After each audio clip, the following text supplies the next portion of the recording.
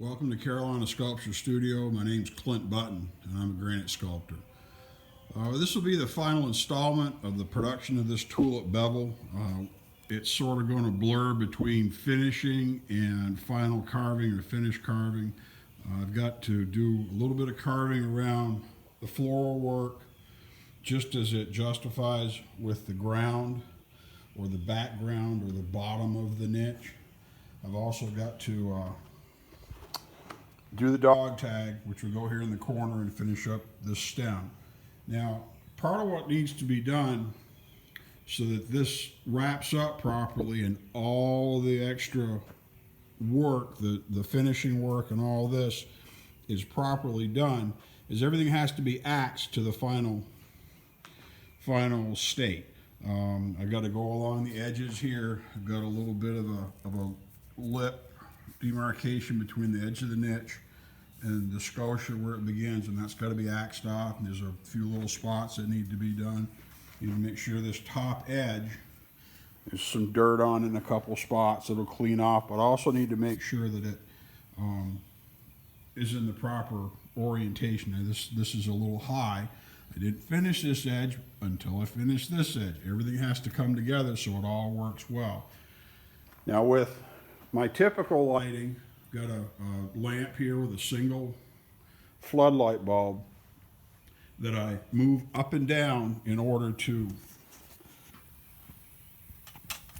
it just has a small screw that I can loosen to go up or down to help show some of the lighting and how the different acts, like you can see it's rough right here where I need to finish it up.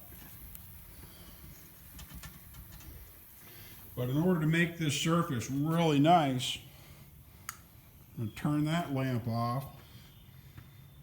And it's pretty good. It's not perfect, but it's okay. But what I'm going to do, I'm going to use a second lamp. This lamp orients, I can go a little bit lower with it. Now watch the surface now. This should show quite a bit of coarse roughness. See how much work needs to be done? Now all that work would be invisible with the other light, the other lamp. If you go over here, you can see where I've got some axing that's approximately a 45 degree to the towards the center of the panel. I've got a little bit of the scotia here that isn't as concave as it needs to be. It's higher over here than it is over here, so I'll end up going through and cleaning all this up. Got a little hump right here. This is the big hump. This is tall. This is right close to the full depth. And so I'll use a combination of this lower raking light and the taller lamp to get this all axed up, get it all trued, then put a nice finished crosshatch pattern so this will all just disappear. You won't see anything here for tooling. It'll just be a nice flat surface. And there's no reason to do that panel perfect in the beginning because you still have to justify it with the carving here and here. And so you do these, leave them a little tall, then we'll go over the whole panel, we'll check our depths, using the plumb blocks and a straight edge to make sure where things are. That's why we started this whole video series on this project with the plumb blocks.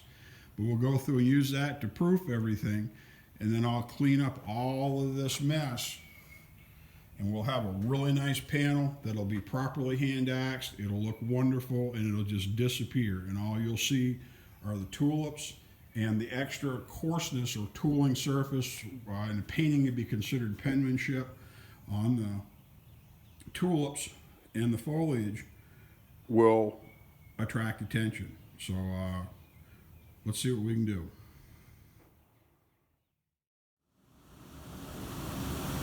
Okay, I've spent just a couple of minutes scraping this, went through and worked the scotia area along the bottom, which was kind of wonky. It went high up here. Went through and axed all of it, round scraper. Now I've started on this edge over here, just taking the tops off with the flat scraper. And you should be able to see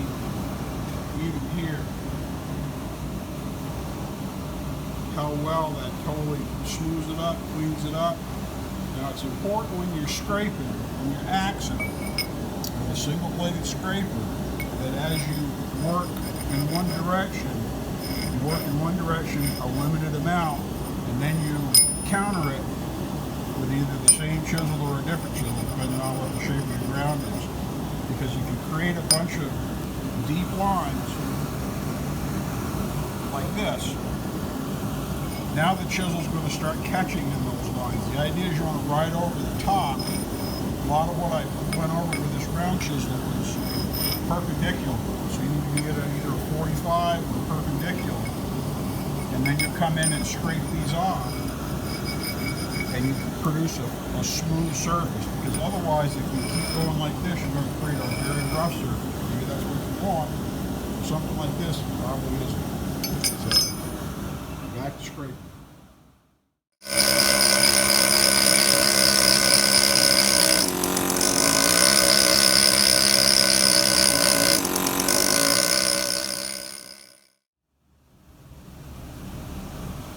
Okay, I've got the bottom scotia pretty well wrapped up, blended in nice. We've still got to finish axing. It's not done yet, but it's all put together. Looks really good. Now remember, this is where this is going to be on the ground. This is set on flat on the ground, so the sun is never going to be in a horizontal attitude towards it. It's always going to be shining down on it or from an angle, but it's never going to be this low, so it'll disappear. Next thing I'm going to do, I'm going to do the top edge. Get this all tuned up. You can see there's a little bit of diagonal right here, and see how really coarse the top looks. See how rough that looks? Well, that's just because you never look at it with the lead like this. So what I'm going to do is make sure that this is all blended well, because I just had to take a little bit of polish, a couple of spots of polish, finish tipping this, and then once I tip that, I can wrap up this scotia, get that blended really well. Then I'll pull the center down to match, tune this all up. You probably see there's a little bit of a dent right here. That's from where the original panel was done. This is where I connected dots.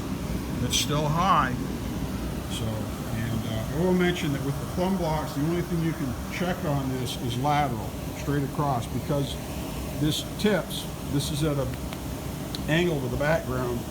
So your depth here of like 3 3/8 versus about 3 1/8 here with the plumb blocks is going to be different.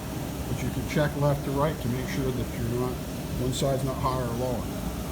And this will also, as I take down just a little bit more, raise the floral a little bit. So things like this blossom, and tulips are never nice and round when you lay them down. They always squish a little bit. So this will elevate that even a little bit more. I'll get this bottom edge all taken care of. Now it's time to do the top edge.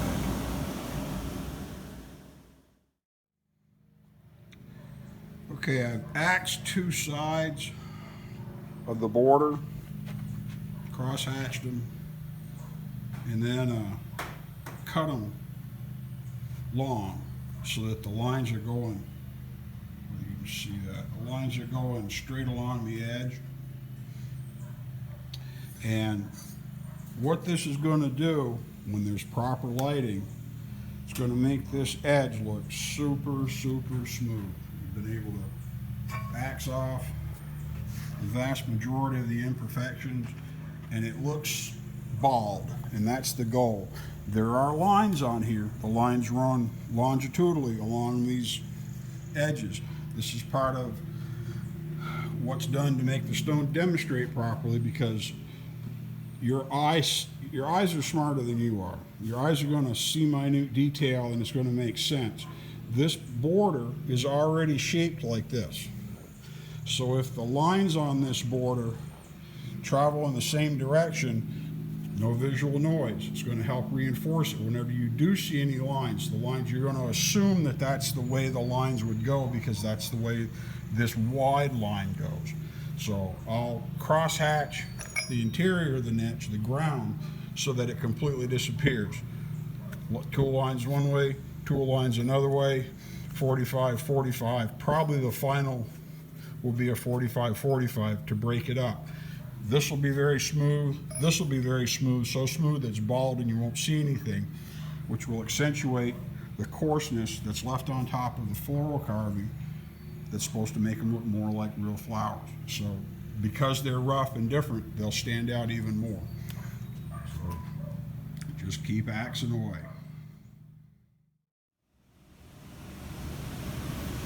Okay, I've got all four sides axed around the border, and they're pretty well wrapped up. Went ahead and marked my edge for my niche, just in a thin red pencil. So you see the carving is well justified. It's right up to the edge of the niche. A couple places I kind of had to sketch around it because it's hard to move it up with a pencil. So I'm seeing over here, it's right on the money. And it's really will fit really well. Just go ahead and cut the edge of the niche now. Get that straightened up. Okay, we've done some more axing on this stone, and I wanted to show you a little bit of progress.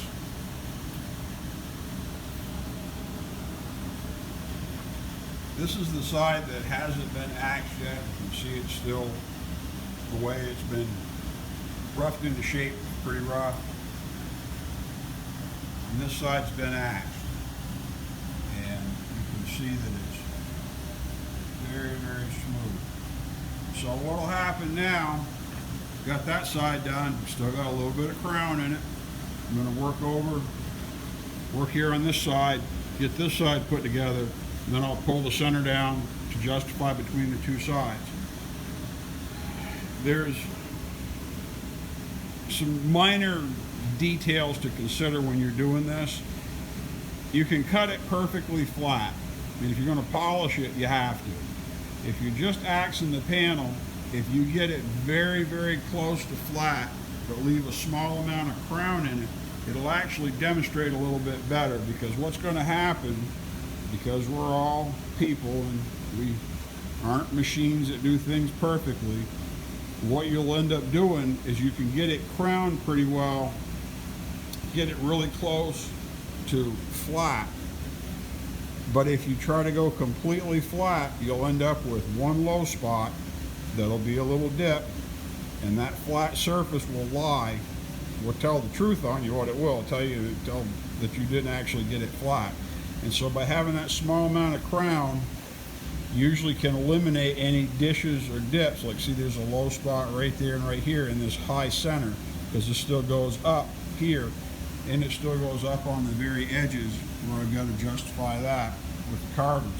But I can clean this off, and as long as I've got a small amount of crown, just a nominal, I'm not talking a 1/4 inch or a 1/2 inch or something, I'm talking about maybe a 1/16 of an inch over 2 feet in the center, a tiny amount of crown will actually make the panel look better.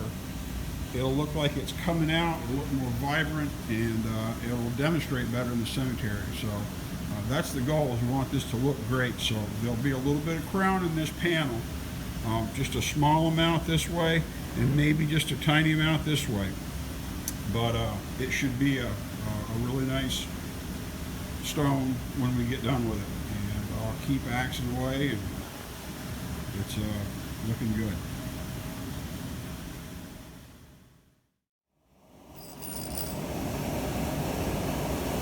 Okay, I'm going to try to show a little bit of what we're doing. It's really hard to get the light just right. Across the top of this panel is a slight low area. It's still higher than both sides, but this is basically the standard. This is the reference that I'm going to cut the rest of this panel to get this smoothed out. And it's really critical when you're axing anything. Understand, so many people will jump right in and try to cut the low part away. You can't do that. You've got to cut the high parts away on each side of it, and by having a wider tool. This scraper is a little bit wider than the one I've been using. And so it works good. You have to be careful not to dig with corners. For doing flat surfaces, it works really well. It clears a little better and it rides a little higher. By cutting on both sides of this, not going through it, but I'm safe to do this, this, or this. I can lower everything around it in order to raise that low area in the center to make that my reference, and then I'll finish pulling the rest of the panel down across the front to make it match. But this is a pretty good light right here to show this. You can't dig into this to scrape it out. You have to leave that, and by scraping it in different directions, you pull off the top, you'll effectively raise that edge by lowering, raise that area by lowering everything around it, and then you'll have a really nice surface. So, and then I'll continue that to pull this whole center down, because this edge and this edge are pretty close to where they need to be. If this all balanced, we'll have just a little bit of crown.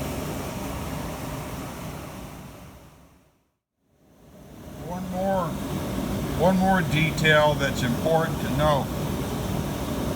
When you do your axing, it's very important to have, now we're going to cross hatch everything, but we want to have straight lines, okay? The deal is that the light will show what's there. Not sure if you can see, this should look pretty well. This is just roughed in, this whole area. Right here, we've got some curved lines. Okay, that's a big fail if you do that on your final job, unless you're trying to have the light follow the contour of a piece of drapery or a shape of some kind. For a panel, you want very straight lines. You want them to be straight across. You want to be at a perfect 90 degrees to each other, or 45. You want all those lines to be straight. This shows a really nice layer of dust where I've axed it one way, and then I went back and axed it the other way. If these marks are at 45, 90 degrees to each other, they'll disappear pretty well. We'll have some long pieces, some long pieces, some long pieces, and some long pieces, but as long as the lines are relatively straight, they don't really catch your attention. Over here, there's all kinds of chaotic stuff. Lines aren't perfectly square to each other. They're not straight like this, or here, or here. They bend, they curve, they tip, and for a roughed-in panel, that's no big deal. But for a finished panel, you don't want anything like this when it's curved, because they'll capture the light in a different way, create more of that visual noise I've been talking about, and it'll confound the viewer, and it'll disturb the viewer at a subconscious level. You'll see it, but you won't think about it. You just see, oh, wow, that looks rough. Instead of looking at it and seeing a nice organized crosshatch that really doesn't warrant any attention. You'll just kind of look past it. But when you see these crooked lines, you'll think that somebody made them crooked, and that's not good. So I hope that makes sense. Back to axe. This shows the light in approximately the same place as it was before. The top is a lot smoother, and I've worked the bottom a little bit too, so you can see that raised hump in the middle. Now, it's not super tall. There's enough to rock. Top's pretty square, bottom's pretty flat.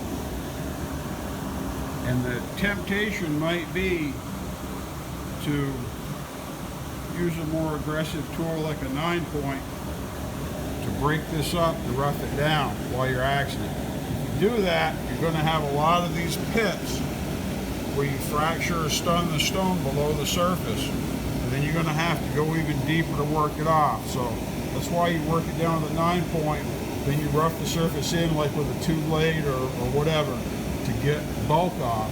And then the end of it's just kind of tedious work scraping it. You just have to scrape and scrape and scrape and scrape and draw the whole surface down to get a nice, relatively flat panel. It still has a tiny bit of crown from here to here and from here to here. and a little bit here, but I'd still have to take the center off to get this all blended together to come in from both sides to make sure that it hits. And it's really nice, so I don't screw this off and then have a step and I've got to cut a whole bunch more off. This will all reduce in from the edges, come together, you get that panel flattened up. And but it's getting really close, and it seems like it takes forever when you're doing it. Keep a sharp tool. Nice sharp chisels make a big difference. They'll cut the stone instead of stunning it, having things that collapse. And then all of a sudden, it's just there. Really great. So keep on axing.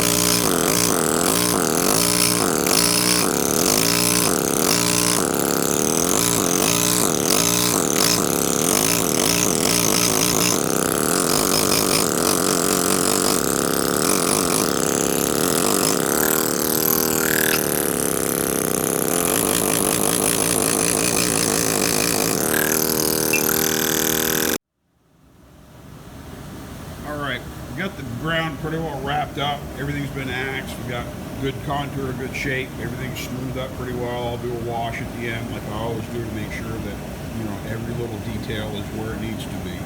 Most of the intersections are all resolved. Just a little bit around a couple of the blossoms to do. And now it's time to do the dog tag. I mentioned before, when you come in, there's certain types of work you do at certain times of the day. Come in the morning, a good way to warm up is to do some axing. Go ahead and straight, do all your work, get your head together, get you into a good position to think and understand what you're doing. Much like, you know, an athlete warms up or people do voice exercises before they sing or whatever. This is a good way to get relaxed and into shape, ready to do the serious work that you've got to focus on. Now, the original composition had the dog tag rotated at a specific orientation. When we changed the ground, because we dropped this edge, which is what the patron asked me to do, I didn't know that there'd be enough material here to keep the dog tag in the same orientation. It's important that the dog tag isn't flat on the ground, that it's tipped, because that plane, the skew of that plane to the ground is going to make it more of a focal point and draw your eye. If it's flat, it may not be noticed as easily. We want this to notice because it's an important detail. So I think now that I've got the ground in shape, there's still enough room to put this in. It won't be skewed as much probably, but it should be. I should be able to put it in there and still have it tipped so that it stands out and looks different. It's what the patron would prefer, and even though we're on track to do it this way, I think I'm going to try cutting it this way. I've got enough material for the ring to lay out the clover leaf and cut it now that I'm all warmed up and ready to go, and we know where everything is, and should make it very happy. So time to do a dog tag.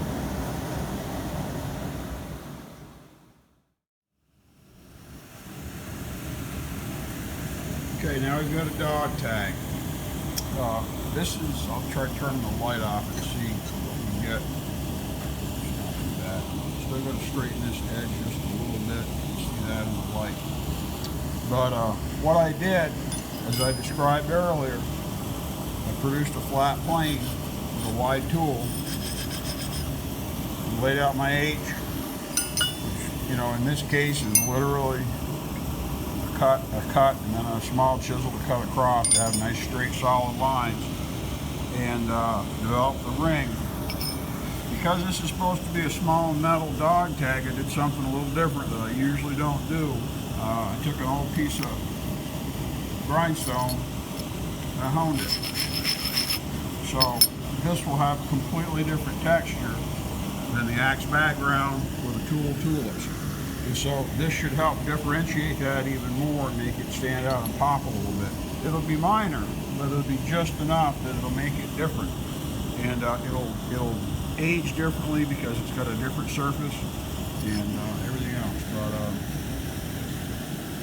came out pretty well. Get this straightened up, go around the edges, make sure the edges are all good, and do a quick wash over it with hand machine just to axe everything up good and get it all straightened up, and we'll be done. So a little bit more work to do, but it's pretty close.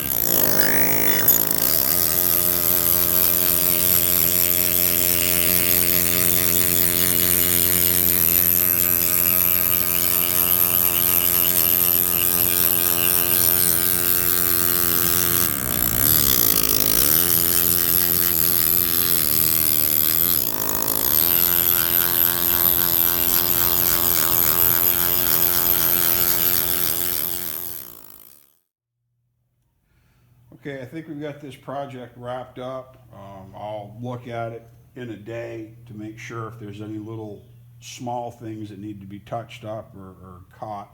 It's a good idea, like I mentioned, to get away and come back and look at it. But the panel's axed pretty well. Flick on the light here for just a second to show you how smooth it looks. No shadows or no dips.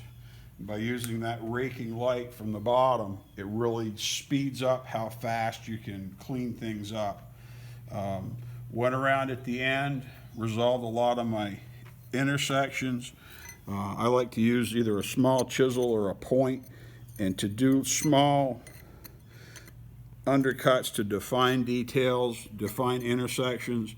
It separates this from the background and makes it look more believable, more real, and it doesn't damage it. It's just important to separate this from the ground. The ground is axed, very neutral, cross-hatched. These are axed very definitively. The dog tag is honed, so it's a smooth surface, so it should look different. And this will go, it's 2 feet off the ground now to go down on the ground flat when it's installed. So this should look really, really good. And but it's a fairly straightforward job, but a lot to do. We started with just this cartoon and worked it all in all the way through. Lots of videos on this stone. There's lots of education, lots to learn on this stone. So Tulip Bevel, Georgia Blue Granite. My name's Clint Button here at Carolina Sculpture Studio. Thanks for stopping by.